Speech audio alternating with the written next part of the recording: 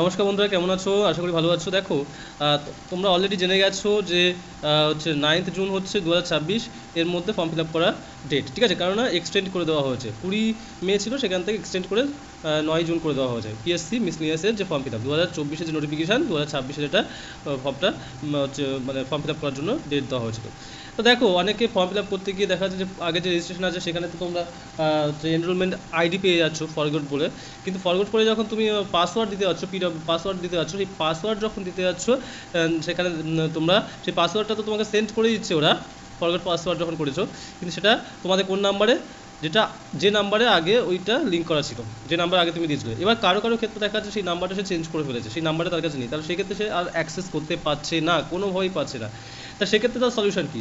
সেক্ষেত্রে তার সলিউশন হচ্ছে একটাই সলিউশন, যে তোমার পিএসসি অফিসে যেতে হবে। আরেকটা হয় যে হ্যাঁ, মেল করতে পারো, যে ওদের যে অফিসিয়াল মেল রয়েছে সেই মেল করতে পারো সেখানে, বা ফোন নাম্বার, কিন্তু কতটা কাজ হবে, অনেকবার ফোন করতে হবে বা মেল করে তোমরা দেখতে পারো, অবশ্যই দেখতে পারো, যারা অনেকটা দূর থেকে দেখছো আর কি, ঠিক আছে? সেক্ষেত্রে পিএসসি অফিসে আসা হচ্ছে খুব ডিফিকাল্ট। সেক্ষেত্রে ওরা মেল করলে একবার মেল করলে হবে না, বারবার মেল করতে হবে, 8 বার 10 বার মেল করবে, করার পরে রিপ্লাই করে দেখো, এই রিপ্লাইয়ের জন্য ওয়েট করো। যদি না পাও তাহলে অগত্যার কিছু করার নেই, পিএসসি অফিসে আসতে হবে।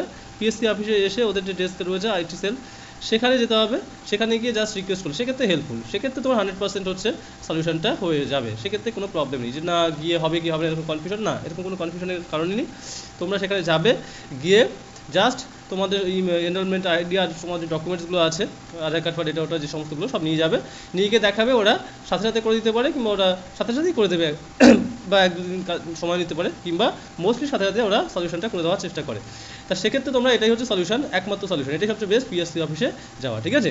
তো এটাই বলার ছিল, কারণ এই প্রবলেমটা এখন প্রচণ্ড দেখা যাচ্ছে, অনেকেরই দেখা যাচ্ছে যে সেই সময় যখন ফর্ম ফিল আপ মানে এর আগে যখন রেজিস্ট্রেশন করেছিল আর কি পিএসসি ওয়েবসাইটে, তখন এক নম্বর ছিল, এখন আর একটা নাম্বার এসে গেছে, মানে চেঞ্জ করেছে আর কি। সেক্ষেত্রে সেই নাম্বারে অ্যাক্সেস তো তারা পাবে না, সেই নাম্বারে যখন হচ্ছে পাসওয়ার্ড পাঠাচ্ছে তখন তারা অ্যাক্সেস করতে পারছে না। তো এই প্রবলেমের জন্য এটাই একটা সলিউশন, যে তোমরা পিএসসি অফিসে সরাসরি চলে যাও, ঠিক আছে? তো এটাই ছিল বলার। ভিডিওটা ভালো লাগলে অবশ্যই ভিডিওটাকে লাইক করে দিও আর চ্যানেলটাকে সাবস্ক্রাইব করে দিও।